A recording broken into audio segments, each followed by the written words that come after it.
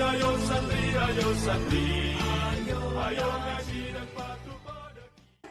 Tapi yang jelas luar biasa, ada pernyataan Abang Mufasir yang menyitir hadis itu, bahwa manusia itu bumi itu diciptakan untuk manusia. Untuk manusia. Artinya selain manusia yang ada di bumi sebenarnya berkah dari adanya manusia, yaitu Rasulullah itu. Kemudian lanjutannya adalah manusia diciptakan hanya untuk Allah. Maka beliau Abang Mufasir menyatakan tentang surga itu, surga disediakan hanya untuk orang yang punya satu keinginan, Allah.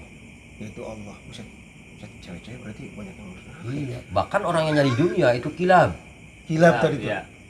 Kilab itu apa sih? Anjing. Anjing. Masya Anjing kan pengennya bangkai. Mohon maaf kalau bangkai itu kalau saya ngambil kiasnya gini, bukan berarti kita demen bangkai. Membicarakan keburukan orang lain itu sama saja memakan mayit bangkai temannya sendiri. Nauzubillah. Sekarang yang terjadi kan ada virus corona, kan yang terjadi saling memfitnah. Gitu. Nah Kiai, gini Kiai, balik nih ke belakang. Kalau di dalam ilmu biologi ya, virus itu kan kategori mikroorganisme ya. Ada bakteri, ada jamur. Ini virus nih, yang punya efek sampai mematikan. Akhirnya orang kalau yang tadi tidak kembali kepada Allah, tidak meyakini keimanan bahwa ini semuanya itu adalah skenario Allah, dia akan galau dan lain sebagainya. Ustaz Alung. Karena efeknya yang Oh iya. Harus tadi sampai luar tungguin. biasa seperti itu kan. Nah, saya coba komparasi. Tadi kan kategorinya virus yang mematikan sehingga menimbulkan efek dari semua sektor tuh. Ya. Sampai ke sektor ekonomi tadi itu kan. Ekonomi ya kan, kurang lebih kayak gitu. Terus Kok ibadah ekonominya juga. ke saya doang? Saya lihat kalau yang kajiannya sisi ekonomi hanya dari sektor kanan doang. Ya kan? Gitu. Kurang lebih kayak gitu. Misalnya nih, ada virus yang lain nih. Influenza. Dia efeknya mungkin ya, influenza di Indonesia tidak begitu mematikan. Cakondor dimakanin. Nah, reaksinya si kita ini semua tidak seheboh seperti sama-sama virus yang tadi efeknya mematikan. Nah, kajiannya dari sisi ya keilmuan ya. Kiai misalkan kalau kita menghadapi suatu itu kan ya objek ya. Objek itu kan makhluk ya. Nah, pasti kan tadi kalau kita beralih keimanan ada subjeknya yang menciptakannya kan. Itu bagaimana tuh Kiai? Nah, begini. Yang pasti gini, Pak. Zuharul fasadu fil barri wal bahri bima kasabat aydin nas. Jelas ayat ini. Telah nampak kerusakan di darat dan di laut karena ulah tangan manusia. Ya kan? Bisa jadi karena kita nggak bersih, ya kan? Walaupun kita mengembalikan pada Allah, maksud saya tidak itu wah Allah ini nggak adil, nggak gitu. Tetap itu keburukan kita. Makanya dikatakan zuharul fasadu fil barri wal bahri bima kasabat aydin nas. Nah, pertanyaannya, ketika kita tahu virus itu kotoran kita, bahasanya karena kejelekan kita, bahasanya kan, kok Allah nggak segera menangkis sih? Ternyata Allah katakan begini, liyudhiqahum ba'dalladzi amilu la'allahum yarji'un. Kenapa Allah nggak segera nangkis? Bahkan sepertinya membiarkan mereka berlimpangan pada mati. Sepertinya gitu. Mana campur tangan Allah di sini? Campur tangan Allah sebenarnya liyudhiqahum, mereka yang tidak terkena biar merasakan sakitnya, biar merasakan pahitnya, biar merasakan sedihnya, biar merasakan gak punyanya. Untuk apa Allah ciptakan seperti ini? Biar mereka sakit, biar mereka sedih, biar mereka ini la'allahum yarji'un. Ingat loh, kembalinya apa? Kembali dari masalah ini biar kitanya balik kepada Allah. Karena kita kan sombong banget, dipanggil-panggil kita orang nyaut. Iya. Itu loh masalahnya. Quran jadi Quran pojok. Quran jadi Quran pojok. Ya Quran pojok, Qurannya di pojokan terus, udah dibaca. Iya kan, punya duit sedikit sangkanya punya milik dia semua. Nggak pernah ingat bagaimana hak fakir miskin. Ya kan, punya ilmu sepertinya ceramah itu hanya menghasilkan jadwal. Iya, beli selfie lagi. Iya benar. Padahal seharusnya kan berbagi, liyudhiqahum la'allahum yarji'un. Artinya semuanya kembalikan pada Allah lagi. Makanya saya suka dengan konsepnya corona itu dikaitkan dengan sakit, Pak. Nabi mengatakan gini, idza ahabballahu 'abdan ibtalahu. Apabila Allah cinta kepada hambanya, Allah uji dia. Uji dengan penyakit yang tidak ada obatnya. Ketika Allah suka hambanya, Allah uji hambanya dengan sakit yang tidak ada obatnya. Termasuk kena corona. Bisa jadi. Yang kena corona kan ada yang juga yang berefek Iya. parah, ada yang tidak Iya. berefek. Iya. Gitu ya. Padahal sama-sama penyakit itu. Sama-sama kena corona. Tapi kok yang ini begini, yang ini begini. Nah, pada intinya orang itu sedang diuji Allah. Di saat Allah mau menyembuhkan, Allah ganti darahnya dengan darah yang lebih baik. Allah ganti dagingnya dengan daging yang lebih baik. Allah ganti tulangnya dengan tulang yang lebih baik, tapi tentu dengan ampunan Allah Subhanahu wa taala. Amin. Tapi ketika Allah tidak sembuhkan dia, Allah ganti nanti di yaumul hisab. Nah itu. Allah akan malu di saat mau menghitung amalnya, tapi dia tulus menghadapi ujian itu karena Allah. Allah akhirnya ngomong kayak gini, aku nggak malu menghisab kamu, menghitung amal kamu ke surga aja. Oh, yang meninggal tapi punya iman. Luar ya. biasa. Nah ini artinya kan gini, Pak. Wallahu a'lam, kita ini takdirnya umur kita sampai sejauh apa? Apakah matinya kita karena corona atau tidak? Tapi yang pasti yang harus kita pertaruhkan adalah matinya kita mati bawa iman apa tidak? Sakitnya kita sakit yang ada ampunan Allah apa tidak? Yang jadi bahaya kan sakit nggak ada ampunan, sembuh lagi nggak ada tobatnya pula. Yang tadi sebelum sakit nggak mau jamaah, setelah sakit nggak mau jamaah pula. Nggak balik-balik gitu, nggak balik-balik. Gitu. Kemana belo gitu, gampang aja. Di rumah berkali-kali. Dia mungkin ibadah Gua di dikasih rumah. lilitan utang masih begitu baik.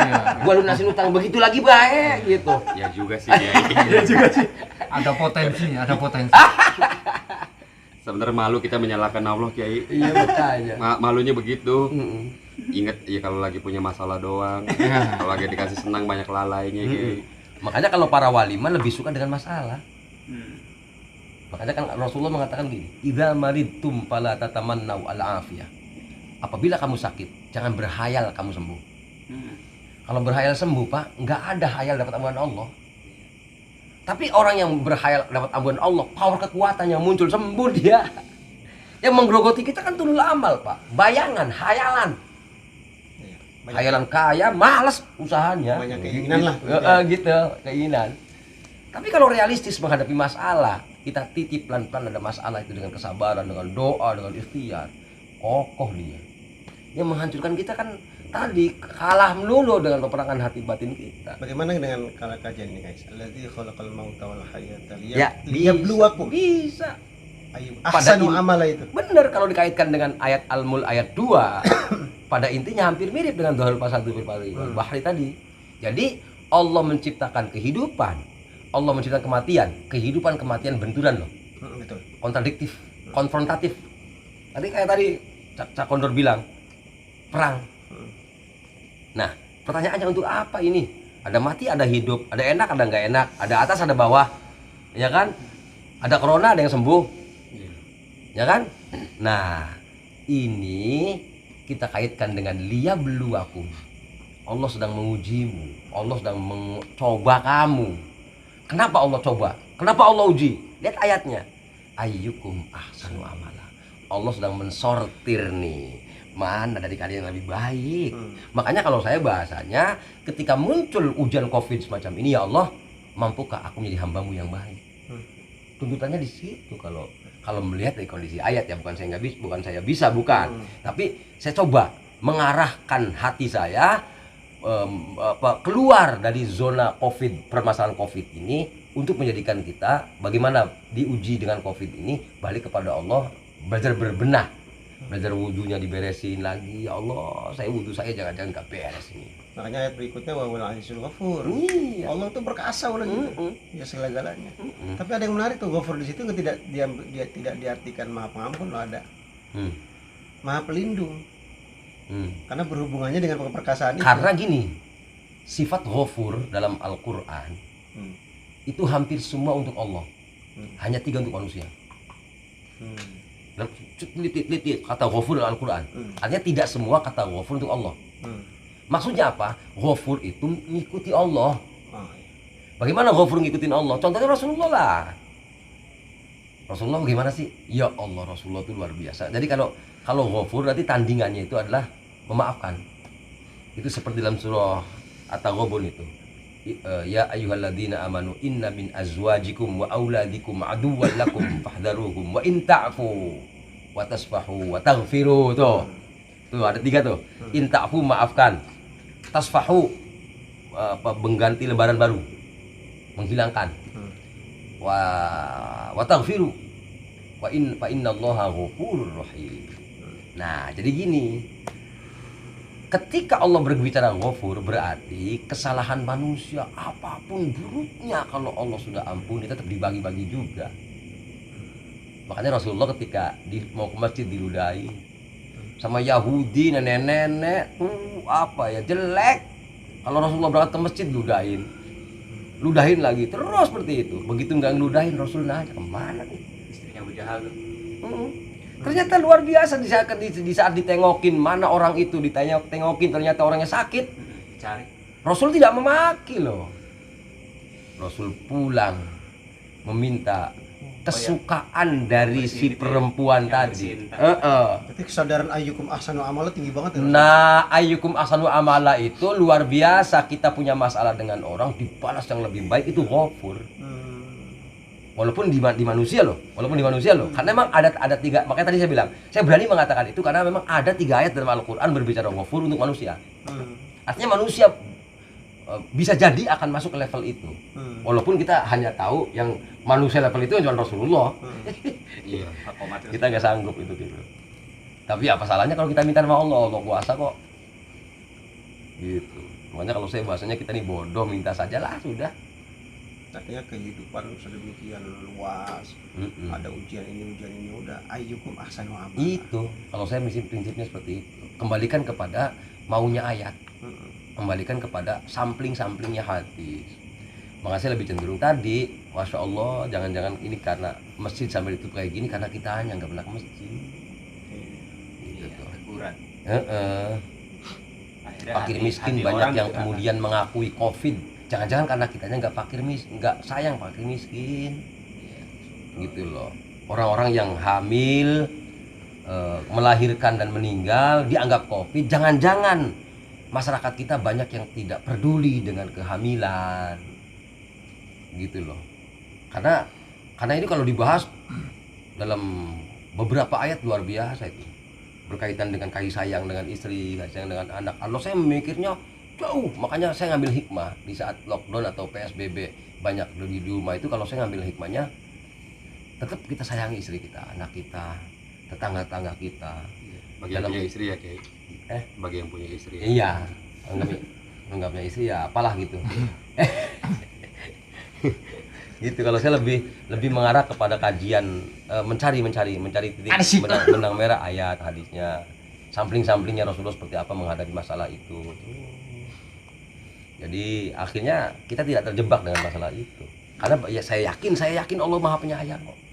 Iya, saya mengambil pandangannya Jalaluddin Rumi di Syamsi Tabrizi itu. Jadi kita hidup itu yang mengalir seperti air. Artinya perubahan itu pasti akan terjadi. Pasti. Yang jadi masalah sekarang kebanyakan di Indonesia tidak menerima akan perubahan. Akan perubahan, betul. Padahal Jalaluddin Rumi mengatakan di situ sangat indah sekali bahwa kita jangan melawan dengan perubahan itu. Ngalir dengan perubahan. Ya udah terima aja dengan ngalir dengan perubahan. Dengan kesenangan. Itu qanaah itu kayak Allah. Itu qanaah tadi tuh ya. Iya, qanaah itu dari aplikasi ke situ. Iya. Kalau saya qanaah lebih memasukkan pada itu. Gitu. Puas loh gitu. Nah, Jadi gini maksudnya puas ini saya ada dalam kitab Mukasyafatul Qulub Imamul Ghazali itu. Ketika menerangkan ridhollah fi ridhil walidain, suhtullah fi suhtil walidain. Ridhonya Allah tergantung pada ridhonya kedua orang tua, dan murkanya Allah tergantung dari murkanya kedua orang tua. Imam Ghazali ngambil sampelnya gampang banget coba. Contohnya gini. Anda punya orang tua. Anda punya kebutuhan. Anda minjem orang tua. Anda tahu orang tua Anda punya. Tapi dia nggak minjemin. Pucuk kuning, baba gua udah sayang sama gua. Ini namanya murka Allah. Ini namanya murka Allah nih. Kenapa tidak menerima kenyataan perbuatan orang tua yang tidak baik kepada kita? Ngomongnya bapak berarti gue tadi Andi nih. Coba kalau dibalik konsepnya. Coba kalau dibalik konsepnya. Oh, gua lah. Ya, jangan. Kalau dibalik konsepnya gini. Subhanallah, Baba luar biasa. Nampaknya dia sedang mendidik saya lebih mandiri. Acungi jempol. Puas orang tua walaupun tidak ngasih saya. Ini puas, ini namanya ridho tuh. Itu ridho Allah di situ. Menerima perubahan itu. Artinya kan kondisi kejepit, belum bisa bayar hutang, tapi ya Allah, nampaknya kau sedang mencerdaskan diriku. Ini nih yang saya suka itu, walaupun ya saya sendiri nggak sanggup untuk itu. Itu perkaranya Kiai. Saya bilang tadi itu kona'ah, yang mau kagak mau kita kona'ah Kiai. Iya. Cuman sanggup nggak ini menghadapinya. Masya Allah. Gara-gara bini ngeselin kan jejak. Tapi sepengalaman saya dengan kajian apa Fihi Mafi yang dulu itu, Iya. bahwa ketika letupan hati kita ke Allahnya terus dalam dari hati gitu, rezekinya beda loh. Misal saya lagi masak misalnya, aduh alhamdulillah banget bisa makan ya. Padahal mas sebenarnya jarang makan nasi tuh. Jangan Tapi- ceritain Ustaz. Kopi di orang ada. Enggak, artinya, tapi ketika kita masak mie misalnya, tapi ada letupan, ya Allah enak amat ya. Tanpa disadari muncul dengan sendirinya kan. Itu beda banget rezekinya. Makanya. Nggak tahu dah. Pengalaman saya tapi yang itu. Kiai dikatakan, saya seberapa sebenarnya Kiai itu. Allah itu tidak apa ya, rizki Allah itu tidak terbatas oleh perantara. Iya. Bisa Allah menurunkan langsung tuh bisa sebetulnya. Bisa. Allah menurunkan walaupun lagi corona kita minta ya Allah turunkan rezekimu di rumah kami ya Allah. Bisa. Bisa. Cuman terbayang di sini nih input kita di otak kita tuh Nggak mungkin. dari sono, dari jadwal, Iya. dari mobil, Kita- itu loh. Kita Nah, jadi gitu ya. Tuhan. Betul. Ya Allah nggak suka ditandingi kok. Allah Ya. diatur sama kita jadi. Siti Jinar banget nih. Sedangkan Allah itu lam yalid wa lam yulad wa lam yakul lahu kufuwan ahad. Semua bergantung kepada Allah. Harusnya kan digantungin sama Allah, Iya. bukan kitanya menjadi Tuhannya Allah. Allah jadi Kalau kita kan ngatur Allah. Allah jadi prajurit kita. Iya, jadi ada dari sono enggak Berarti- ada, dari sono berarti enggak ada. betul ya? Akhirnya keluhan yang ada. Keluhan yang ada. Iblis itu sakti banget ya. Masya Allah. Iya. Selip dalam-dalamnya tuh. Kata ente doang Tad, iblis sakti, katanya emang enggak.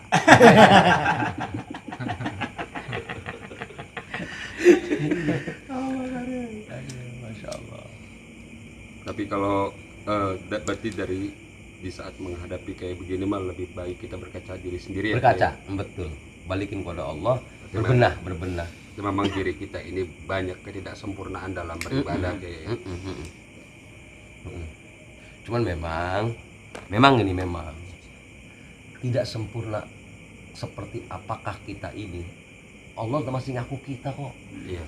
Saya sukanya sama Allah tuh begitu. Allah, Masya Allah. Contoh gini, kalau saya bahas wudhunya Rasul saja, Rasul mah baru ketemu air saja langsung connect sama Allah tuh. Alhamdulillah. Udah lama nggak ngomong connect. Ja'alal ma'a tahura. Udah lama banget. Lah bisa ngopi. Iya. Ya Allah terima kasih kau jadikan Alhamdulillah air juga, ini Ustaz. bisa bersuci. Sekarang pertanyaan gini aja. Alhamdulillah. Nyentuh air kita bisa nggak bersyukur sama Allah? Nah, Artinya kalau saya korek, kalau mau berbenah nih kita mengacak kepada Rasul. Aduh, jauh. Ini baru memegang air. Bagaimana ketika pagi-pagi misalkan ya mohon maaf ya habis sembelai sama bini. Mau mandi dingin. Rasulullah luar biasa di situ. Ketika kulitnya dingin, kontak ke Allahnya langsung. Ya Allah, ini kulitmu ini makhlukmu. Ketika aku akan ibadah kepadamu, dia menghalangi, kutundukkan dia untukku ya Allah. Ya Allah. Tang. Bisa tuh corona. Ini corona harusnya kan menyikapinya seperti Menghadang kami ini. ya Allah tundukkan. Tundukkan dia untukku. Gitu. Harusnya mintanya ke situ. Ini kalau kita ngaca wudhu saja, Iya. berarti kan sebenarnya kita ini masih berantakan. Cuman kalau saya lebih cenderungnya, udahlah menganggap diri berantakan saja. adanya imbas corona ini Allah sedang memilih kita lebih baik, ya udah berbenah saja lah. Akui saja bahwa kita itu Kita ini rusak jelek gitu. gitu aja lah. Yang lebih enak begitu kok. Cuman emang bingung juga nya gini juga ya Jaya. Di saat kita banyak mengeluh nih, banyak mengeluh kesusahan, banyak mengeluh ekonomi yang lagi luar biasa kondisinya sekarang ini, tapi sebenarnya Madang-madang juga. nah iya ini yang saya mau obrolin. Ar-Rahmannya, Ar-Rahimnya Allahnya luar biasa kata saya Kiai. Ini kata saya dari Jombang ke Cirebon Kiai, cuman pengen lihat Kiai ini kira-kira di rumah Kiai udah nggak punya beras apa kagak. Tapi alhamdulillah Kiai saya nggak ngeliat. Madang enak Lah bener. madang saya tadi kata saya. Makanya kata saya Masya Allah ini apa Sampai yang kurang kita- makan loh. Lah ini sekarang masih Luar biasa ini. masih ada kue kata saya kan. Ini makan. Makanya kata saya ini apa yang digalaunya sebenarnya apa? gitu kan. Kalau makan alhamdulillah memang kita Ada masih aja pada kok. ketemu, masih pada makan. Sih. Ya kayak tadi bumi untuk manusia itu. Pada intinya cuma dibenturkan saja kok, pengen tahu dia milihnya kemana Ya. gitu. Makanya saya lebih cenderung seperti itu. Gitu. Ya intinya di saat kondisi kesusahan begini ya Allah nggak maksudnya kita nggak menyimpulkan Allah kejam walaupun dia nggak menarik ya Allah mah gampang lah menarik corona itu luar biasa tinggal pergi ya pergi bahasanya kayak gitu tapi bahasanya Allah masih mencukupkan kita dengan makan masih bisa kita minum kopi berkumpul seperti ini kan rezeki juga Kiai ya Iya. bahasanya ya 2 bungkus lah gitu. makanya alhamdulillah saya dapat hibah dari Kiai rokok 2 bungkus juga datang dari Jombang ke Cirebon dapat hibah rokok 2 bungkus dari Kiai alhamdulillah banget rezeki ternyata makanya saya bingung itu Kiai yang saya bingungin saya walaupun kadang-kadang penat di pala saya tapi saya pikir alhamdulillah saya pagi saya ketemu makan sore saya masih ketemu makan anak istri saya masih bisa pada Masih bisa makan ketawa. masih bisa pada ketawa ini sebenarnya saya galaunya di Di mana? mana sebenarnya galaunya apa Nah, makanya saya lebih cenderung gini, kegalauan itu adalah dosa sebenarnya. berarti bentuk bener-bener mutlak kekalahan Mutlak kekalahan. Kalau saya lebih cenderung kayak gitu. Efek dari kamu. Makanya saya kalau saya terus terang kalau lagi galau itu buru-buru wudu jangan batal. Oh berarti saya masih nggak beres nih. Oh saya masih nggak beres. Gitu kalau saya nariknya. Artinya tetap khusnudzan pada Allah berarti. Iya. Pada intinya. Pembelajaran lah ya. Takut-takutnya tadi kegalauan diikuti hingga akhirnya keluhan yang muncul, sedangkan mengeluh itu kan dari iblis. Iya. Padahal mas sebenarnya ketika keluhannya itu belum hilang, ada orang yang misalkan diuji Allah diketemukan dengan kita dengan pengemis saja, buset, wah kagak kayak gini corona, orang ada madang bayi ini, orang kagak ngemis, dia ngemis enak bayi lagi, sombong lagi bah. udah kagak boleh ya Kiai ya Iya. Itu ayyukum ahsanu amala itu sebenarnya muternya kemana-mana itu. Iya, iya. Karena kehidupan itu. Makanya kan kenapa ada fa amal yatima fala taqhar wa ammas sa'ila fala tanhar. Nah, sedangkan orang yang merasa lebih baik tidak ada contoh dalam pandangan ulama, hadis Nabi, ayat Quran. Orang merasa lebih baik itu hebat, nggak ada. Adanya iblis. Iya. Aba wastakbaru wa aba. Makanya kalau saya bahasanya keluhan iblis, sombong iblis, ya udah ayo berbenah saja dengan kondisi seperti ini. Ya, kalimat terakhir apa kan kemarin? Jangan merasa bisa, jangan merasa pintar. Yang merasa pintar, nggak ada manusia pintar. tapi bisa digolongkan apakah ini buat pembelajaran tujuan hidup Kiai berarti bisa juga Kiai ya Bisa. inilah tujuan hidup lu tujuannya mau kemana sebenarnya Makanya kalau saya melihat dari kitabnya Syekh Abdul Qadir dalam kitab Safiatul Qadiriyah itu, jadi kan ngomong kayak gini, belajarlah kepada Allah. Kalaupun kamu bodoh di saat kamu belajar kepada Allah, nanti dia di kuburan Allah akan datangkan utusan untuk mengajarimu, biar nanti ketemu Allah pinter kamu. Masih lebih suka seperti itu. Artinya ini kan lagi belajar kepada Allah dengan corona itu gitu. Kalau saya memahaminya gitu. Belajar memahami galau, belajar memahami bentakan bini. Tapi pelajaran Iya kan? terbaik yang saya simpulkan kemarin itu sholat ya. Iya. Koneksi kepada Allah. Ngadep. Allahnya itu. Ya kan di atas mihrabnya memfasirkan as-sholatu tuhurutun bil qulubi wa adnasu dzunubi wastiftahun li apa? Wastiftahun apa itu? Menyikap gaib itu. Lupa siapa ini. Yang pasti gini. Fitnah itu akan mendatangkan pahala besar. Innama amwalukum wa auladukum fitnah wallahu indahu ajrun azim. Gitu. Makanya para ulama tidak ada yang milih enak, milih pahit. Karena yang dikejar pahalanya besar, berjumpa dengan Allah paling awal. Ingat Allah mulu. Rasulullah sampai doa, ya Allah, Allahumma ahyini miskinan wa amitni miskinan wa syurna ma'azumratil masakin. Ya Allah, hidupkan aku miskin, matikan aku miskin, kumpulkan aku bersama orang-orang miskin. Kenapa sih? Inilah hebatnya. Orang yang miskin itu maksudnya di saat diuji dengan ketiadaan, dia lebih memilih Allah daripada memikirkan ketiadaan. Nah, menarik. Saat Beda dia dengan- kaya, kalau orang miskin yang minta bukan miskin itu. Iya sih ya Kiai ya. Sebenarnya mah di saat fenomena kayak begini mah takut dengan kehilangan ya Kiai. Ya. Kehilangan Allah. Yang ditakutkan. sebenarnya mah manusia yang Oh iya, galau- iya, yang iya. galau-galau itu kehilangan sesuatu. Rata-rata. Kehilangan dunia. Dia tidak pernah mikir bagaimana kehilangan Allah. Iya. Ini yang saya sangat menangis ketika corona kemudian makin sepi itu, ya Allah, jangan-jangan iman rontok semuanya. Sedangkan hadirnya ke masjid itu bukti adanya iman. Innama ya'muru masajidallah man amana billahi wal yawmil akhir wa aqama shalah wa ata zakah wal mufuna bi walam yakhsha illallah. Orang-orang yang memakmurkan masjid itu orang-orang yang tidak takut kecuali pada Allah. Tapi bukan berarti yang selonong boy, gua udah nggak pakai masker lagi, udah pakai physical distancing lagi, gitu kan? Bukan itu. Tetap ada jihad ijtihad yang kuat dari kita dalam menangani ketaatan kepada Allah ini. Alhamdulillah saya Kiai kemarin masker tetap saya pakai. Oh iya, nggak takut tangkap. Iya. Iya juga saya emang gitu. Bukan takut Allah. Ya bang, itulah manusia lah ya. Saya Yang penting kan kita ada wacana-wacana ke arah Allah aja lah. Iya, Kalau saya sama. bisa sih enggak, bisa saya enggak. sering bertanya-tanya tuh kenapa Abu Mufasir itu sangat bergelora gitu menyampaikan konsep sholat. Konsep sholat, konsep yang kemudian diajawanta dalam aplikasi gitu loh. Kan banyak banget kemarin tuh kan. Contoh gini aja deh. Saya suka dengan Al-Muzammil itu. Ya ayyuhal muzammil qumil laila illa qalilan nisfahu aw inqus minhu qalila aw zid alaihi wa rattil qur'ana tartila inna sanulqi 'alaika qawlan thaqila.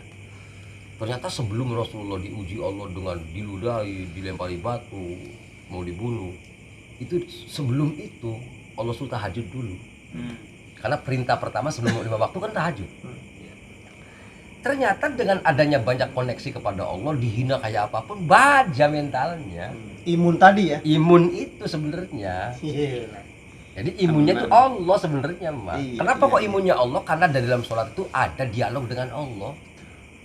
Makanya ketika sholat itu ada tahiyat akhir itu, tahiyatul mubarakatus sholawat thayyibatulillah assalamu alayka ayyuhan nabiyyu. Ini dalam rangka mencontohkan dialog komunikasi dengan Allah. Bagaimana komunikasi kita dengan Allah di saat sholat? Makanya Rasulullah perintahkannya Al-Muzammil ya, atau Al-Mudaththir ya, Al-Mudaththir kum fa'anzir wa rabbaka fakabbir wa thiyabaka fatahhir. Itu kan surah sholat tuh. Wa ruzza fahjur wa la tamnun tatasir dan lain-lain. Jadi ketika kita sholat Allahu Akbar, baca Fatihah, ngobrol dengan Allah terus, itu ketika dalam kondisi ketenangan yang luar biasa di malam hari, sejuk ke hatinya, tonjangan ke hatinya luar biasa, itu akan menjadi penguat sendiri dengan dirinya. Makanya kalau saya bahasanya nggak bisa sih surat kusuma, nggak bisa gitu kan. Bertawaduk pada Allah yang nggak bisa, tapi ya ikhtiar saja, mudah-mudahan dari adanya kepolosan kepada Allah, ayat itu menghunjam di hati kita. Deng. Di saat tadi corona muncul, deng, ayat itu kemudian seperti guru, Ketemu. udahlah saya nggak mau ngeluh ini ayatnya begini, ayatnya gini, itu muncul dengan sendirinya. Nah itulah hidayah tuh bang. Ya kata Ibnu Athaillah tuh taharatul qulub itu ya. Terus proses penyucian hati terus. Penyucian terus gitu. Nggak akan habis itu. Nggak ada ujung. Nggak ada ujung. Maka akan muncul sholat itu menjadi pengawas kepada kita, Tadi menghilangkan dosa-dosa kecil, dosa-dosa besar. Yang pasti galonya tadi nggak ada lari. hilang, Ya, betul. hilang. Karena yang ditakutkan hanya Allah. Tapi menarik tuh, Allah itu sebagai imun. Wah menarik. Imun, Allah imun. Allah itu sebagai imun kita. Makanya tadi, ya Allah ya Rahman, seperti apa kocar kacirnya sahabat ketika perang Uhud.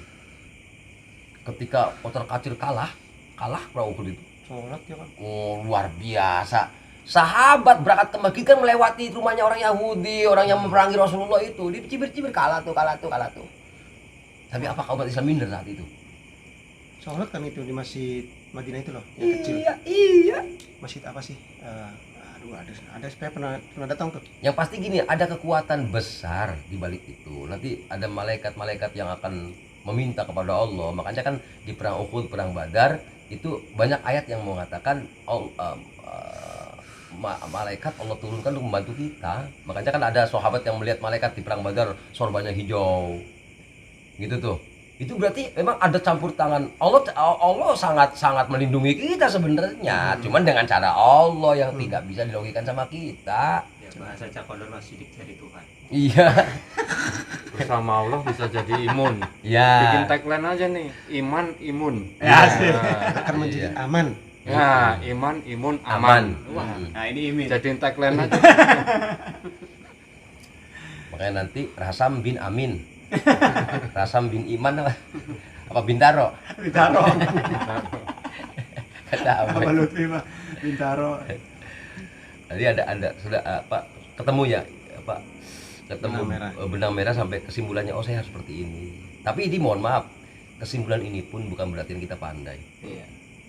Ini sebatas Allah menghantarkan saja kok. Yang pasti Belajar. wallahu khalaqakum wa ma ta'malun, syukuri apa yang sudah Allah berikan ini. Maksudnya apa? Jangan dianggap ini sebuah kebenaran mutlak ketika ada pendapat lain yang lebih hebat dari ini. Kemudian dikatakan salah gitu.